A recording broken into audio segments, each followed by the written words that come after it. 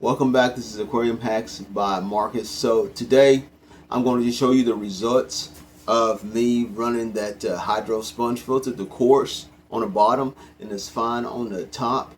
This is what I was running in my aquarium. Hopefully you guys can see that. If I tip it maybe a little bit, yeah, there it is. The EHAM 2217 classic canister filters. I was running 2 of those, and trust and believe me when I say these are some of the best canister filters you can buy. They definitely are. They last a very long time. The classic filters do. Very durable. They pump well. They do excellent for biological and mechanical, and they really are excellent filters.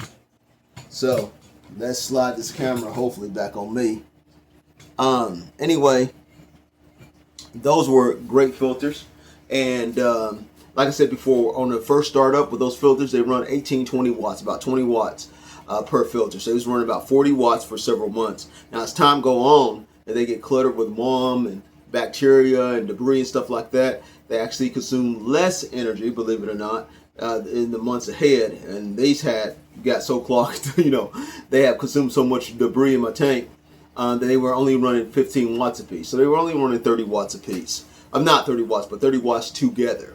And so that wasn't too bad. And then, of course, I put my air pumps that I'm running my sponge filter on, and they are only running 5 watts. So 5 watts compared to 30 watts, we can do the math. And of course, running the sponge filter is far less in electricity, pennies on a dollar, compared to running the canister filters. But they are excellent canister filters. I'm not taking anything away from those filters because they are rockets. They are really rock solid. I'm here to tell you that right now. Some of the best canister filters actually that I've ever run. Just to give you a quick note, the Seachem Tidal 110 actually runs 15 watts on full power. They say it runs 12, but with my wattage meter, they run actually 15. The Seachem Tidal 75 runs about 11 on full power. So now when you turn them down, they run less electricity. And then of course, if they get built up with a lot of mold, just like a canister filter, they actually run a little less electricity from that point on. But I want to show you the results. Now, just did a water testing today. I had this canister filter, not the canister, but the sponge filter going May 22nd. So that was Thursday, I believe, May 22nd. Today is Sunday, May 25th. So it's been about 3 days. Now, today I did a water testing with ammonia, and here is the results. Now, as you can see there, oops, let's see if I can get it on that camera right. Okay, so you can see there, that is yellow. Hopefully you can see that. But that is yellow, just like, well, it does seem like it has a maybe, now that I look at here, like it might have a slight green, very, very slight green, which will probably go away within the next day or so. By the way, I did take the sponge filter out. That might be the reason why it's like that. It's because I had to readjust some things on the sponge filter, so I lost some biological there doing that. So there was a bit of a mess in the tank. But then here's the nitrite, sky blue right there, just like it is on the API test kit. So here I've got that looks almost yellow there, though. What I call it is a kind of like a pea yellow. It looks very yellow. Might have a slight green in it, very slight. Can barely tell it, but I'm sure that'll go away in time. So before I get to the next clip and I get to talk to you again how you should do this process and what to expect, let me show you how the sponge filter is running. So let me get right back to you. So here the sponge filter is running with the Aquarium Co-op Easy Flow.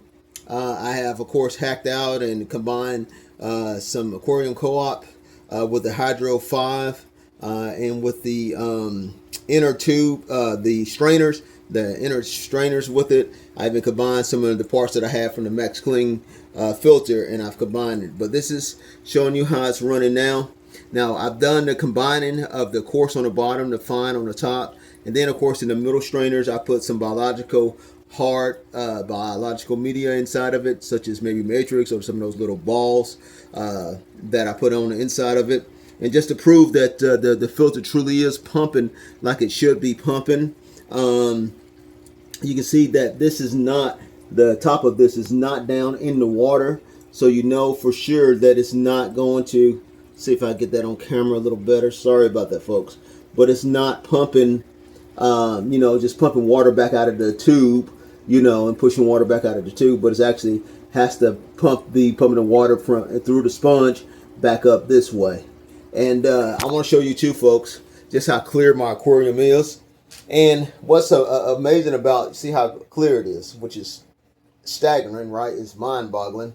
But what's amazing about this is I had this tank pretty cloudy because, like I said, what I did is I took some nasty stuff from over in this Planet tank over here from my filter, and I squeezed it out and I poured it all inside of this tank here, just to get that biological filter going again. And within a matter, I promise you, within a matter of 2 hours or less, really, it had all cleared up.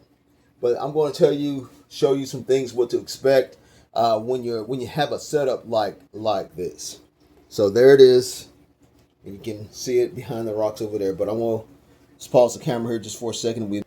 So those were the results. So it's obviously it's working very, very well.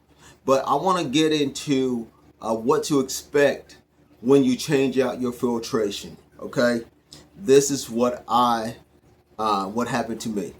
Okay, so I took off my 2 main filters, which held, of course, with the pot scrubbies and everything, lots of biological media, without a doubt. They've been running for months. Okay, I left my 2 hang-on bags on the aquarium, so I still had filtration going. My 2 hang-on bags were left on the back of the aquarium, which my hang-on bags contains, golden pothos in one with matrix at the bottom. Then the other one contains nothing but sponges and pot scrubbies in it. And then I got some marine pure balls that's on the very top. There's just, half of it is in the water, half of it is out of the water. So therefore, they continued the biological filtration. And so then when I took out my 2 canisters, and then squeezed out some of the media out of my canisters into a dirty, nasty bucket. And I soaked both of those sponges in that bucket. And then I put the sponges together like I showed you on those videos. And then I put the sponge in the tank, poured some of that nasty water into the tank. This is what I did. Now, I actually poured it into, not this tank. I'm sorry. I poured it into my 20-gallon tank. I took some of it, I soaked it, the canister filter, soaked the sponge, some nasty canister filter, biological media, and then I put it in that 20-gallon tank that I had over there. My sponge filter was in that 20-gallon tank.